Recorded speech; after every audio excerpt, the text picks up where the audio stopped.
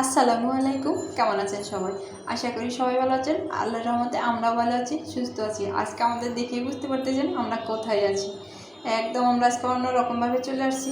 আমরা কিন্তু 2 দিন ধরে কোনো ভিডিও দিতে পারি নাই, আজকে চলে আসলাম।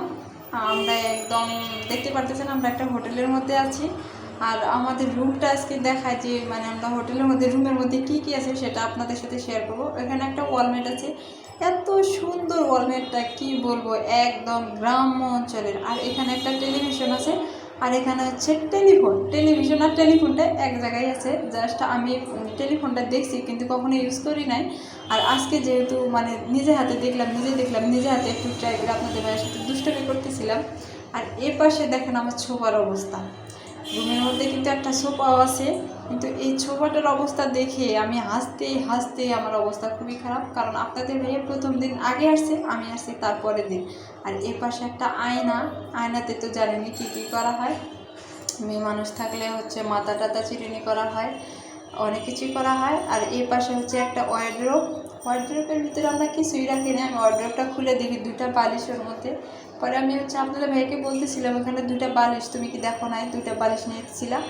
এর পাশে হচ্ছে আমাদের বাথরুমটা ওয়াও, আমার কাছে খুবই ভালো লাগছে, কি বলবো, খুবই ভালো লাগছিল। কারণ এই বাথরুমটা আমার কাছে খুবই ভালো লাগে। আর এর পাশে আমি দেখাই যে ওই যে লাইটটা আর একটা ফ্যান, একটা রুমের মধ্যে একটা ফ্যান, 2টা বেড। এগুলো হচ্ছে সিঙ্গেল বেড। যদি আমরা 2জন মানুষ, একটা বেডের মধ্যেই আমাদের হয়ে যায়, তাই আমরা একটা বেডই নিয়েছি। কারণ 2টা বেড আছে, ভালোই হয়েছে।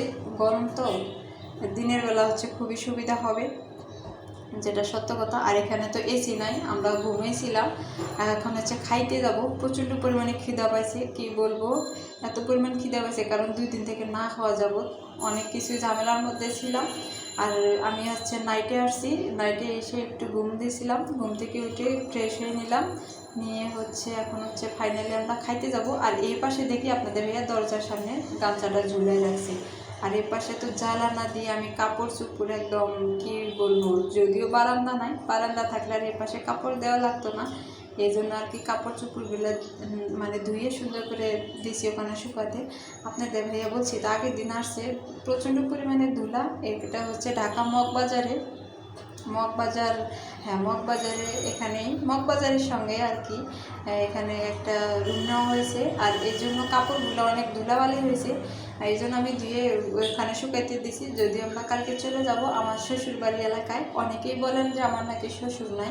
আর এ পাশে হচ্ছে একটা ডাইনিং টেবিল, এত সুন্দর ডাইনিং টেবিলও বলা যায়, আবার হচ্ছে টি টেবিলও বলা যায়, এই আর কি।